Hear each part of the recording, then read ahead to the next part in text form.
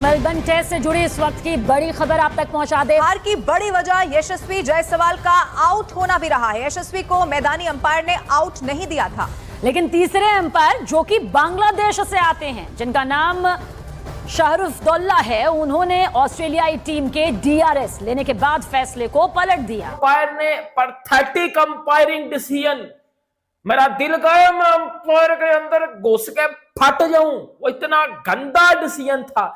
ये गलत डिसीजन है, बिल्कुल गलत डिसीजन है। और दूसरी एक बात हमेशा होती है, ओवरवेलमिंग एविडेंस होना चाहिए। ऑन फील्ड अंपायर का जो डिसीजन है उसको ओवरटर्न करने के लिए ओवरवेलमिंग एविडेंस होना चाहिए।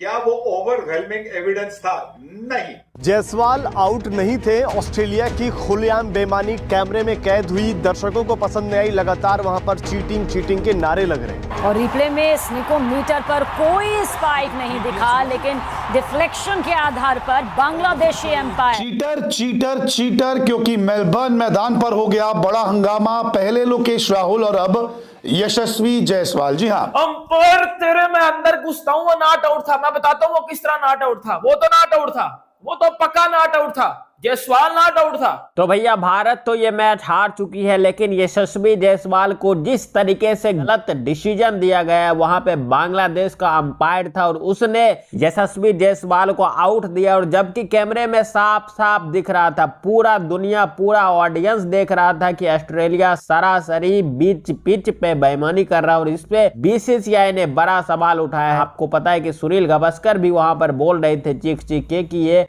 गलत फैसला है, इसको बदला जाना चाहिए। और उधर पाकिस्तान इस डिसीजन को लेकर काफी खुश है। वहां पे खुशियां मनाई जा रहा है कि अच्छा हुआ कि बांग्लादेशी अंपायर ने इसको आउट दे दिया। देखिए इस वीडियो में पाकिस्तान का रिएक्शन। ये गलत डिसीजन है, बिल्कुल गलत डिसीजन है। और दूसरी एक बात हमेशा होती है, ओवरवेलमिंग एविडेंस होना चाहिए। ऑन फील्ड अंपायर का जो डिसीजन है उसको ओवरटर्न करने के लिए ओवरवेलमिंग एविडेंस होना चाहिए।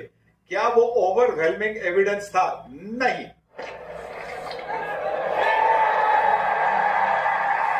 बिल्कुल। और ये लग रहा है स्निको 6 बॉलर है आज ऑस्ट्रेलिया के लिए। ये रूल जो है ओवर रूल करने के लिए डिसीजन, मतलब थर्ड एम्पायर जो है वो कन्विंस होना चाहिए कि ये कंक्लूसिव एविडेंस है कि मुझे लगता है कि ये आउट हुआ है। और उसने ये कहा है अंपायर को जो बीच में कि मुझे कंक्लूसिव एविडेंस है कि इधर लगा है बैट को। और अगर उनके हिसाब से थोड़ा जो ट्रेजेक्टरी था, उसका जो एंगल था, वो चेंज हो गया।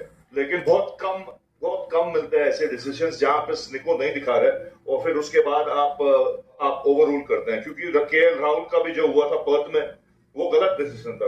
बात की जानी चाहिए। लेकिन यशस्वी जायसवाल का आउट होना ऐसे वक्त में जब वही आखिर उम्मीद इंडिया के लिए रहे थे, कैसे इसको देखा जाए जिस तरह से उन्हें आउट दिया गया? अजीबोगरीब घटना थी, क्योंकि मैं कम से कम 20 साल से क्रिकेट कवर कर रहा हूँ सवीना। और जो रूल्स होते हैं, जब टेक्नोलॉजी है वहाँ पे और रूल्स हैं कि जो स्नोकोमीटर है वहाँ पर अगर आवाज़ कोई कैच नहीं किया स्नोकोमीटर ने, तो आप किसी बैट्समैन को आउट नहीं दे सकते हैं। बॉल डिविएट हुआ, थर्ड एम्पायर ने ये भी देखा बॉल डिविएट हुआ है बैट पे लगने के बाद।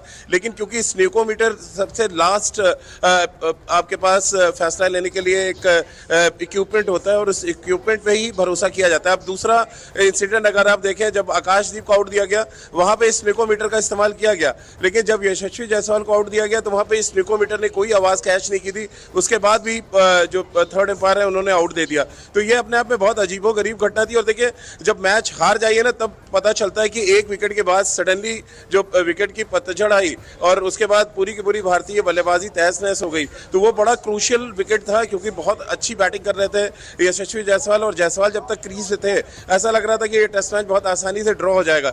लेकिन एक खराब फैसला है, एक खराब डिसीजन। और यहाँ पर भी जो कमेंट्री कर रहे हैं सवीना, चाहे सुनील गावस्कर हो और भी तमाम जो टेस्ट क्रिकेटर्स हैं जो कमेंट्री के पैनल में, सब ने बहुत सीरियस लेवल पे ये सवाल खड़ा किया है कि अगर स्नोकोमीटर पे आवाज कैच मैच नहीं हुई है तो फिर आप उसको आउट कैसे दे सकते हैं? तो जो थर्ड एम्पायर, बांग्लादेशी एम्पायर शाहरुफदौल्ला जिसका जिक्र किया जा रहा है, जिन्होंने ये फैसला यहाँ पर पलट दिया है, क्या कुछ इनका पूरा पेंच यहाँ पर फंसता हुआ नजर आ रहा है? तो निश्चित रूप से जैसे कि खिलाड़ियों की रिपोर्ट अंपायर्स मैच रेफरी को देते हैं, मुझे लग रहा है ये थर्ड एम्पायर की भी रिपोर्ट जानी चाहिए मैच रेफरी के पास कि स्नोकोमीटर अगर है वहां पे, और स्नोकोमीटर आपके लिए सबसे बड़ा कहते हैं कि इक्विपमेंट है जो आपके एजेस को पकड़ता है। अगर वहां पे आवाज नहीं आई है, अगर स्नोकोमीटर ने आवाज नहीं पकड़ी है तो फिर आप उसको आउट कैसे दे सकते हैं? तो ये आप चेक करते हैं, उसमें कुछ डिटेक्ट नहीं हो तो फिर आप आउट कैसे दे सकते हैं? और इसीलिए ये बड़ा सवाल है कि यशस्वी जायसवाल को जिस तरह से आउट किया गया वो कितना सही था, और अगर गलत था तो फिर इस पर आगे क्या होना चाहिए? अंपायर्स ने सबसे बड़ा,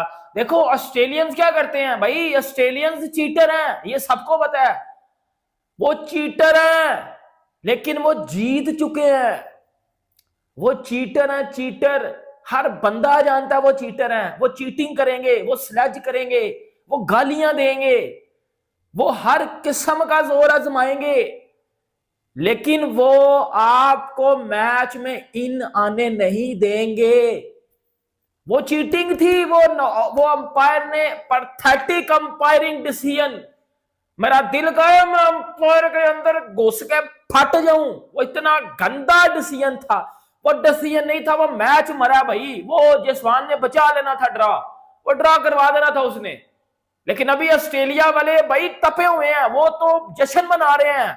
देखो भाई, आप मानो या ना मानो, ऑस्ट्रेलिया के फेवर में तो ये काम हो रहा है। कहने के तो बीसीसीआई दुनिया का सबसे नंबर 1 क्रिकेट बोर्ड है, लेकिन यहाँ पर ऑस्ट्रेलिया में मैंने बीसीसीआई को बेबस देखा है। अब तो आईसीसी के चेयरमैन भी अमित शाह के बेटे बन चुके हैं जैसा, लेकिन फिर भी इंडिया के साथ खुले मंच पे बेईमानी होता रहा और कोई कुछ भी नहीं कर सका। हालांकि उसमें बाद में डिबेट की बात है कि उसके पॉइंट्स काटे जाएंगे, क्या होगा, लेकिन ऑस्ट्रेलिया का हिस्ट्री आप उठा के देखो कि वो चाहे मैच फिक्सिंग हो, बॉल ट्रैपिंग हो, वो इस तरीके से कारनामे करके मैच जीतता आया है, पूरा दुनिया जानता है। और इस बार तो बांग्लादेश के अंपायर का साथ मिला, और आपको पता है कि जिस तरीके से अभी सिचुएशन चल रहा है, वो बांग्लादेशी अंपायर कभी नहीं चाहता था कि यशस्वी जायसवाल लास्ट तक टिके रहे, क्योंकि जिस तरीके से यशस्वी जायसवाल पिछले 5 घंटे, लगभग 5.5 घंटे से वो खड़े थे और 300 से ज़्यादा बॉल खेल चुके थे, 100% वो लास्ट तक टिके रहे थे और इस मैच को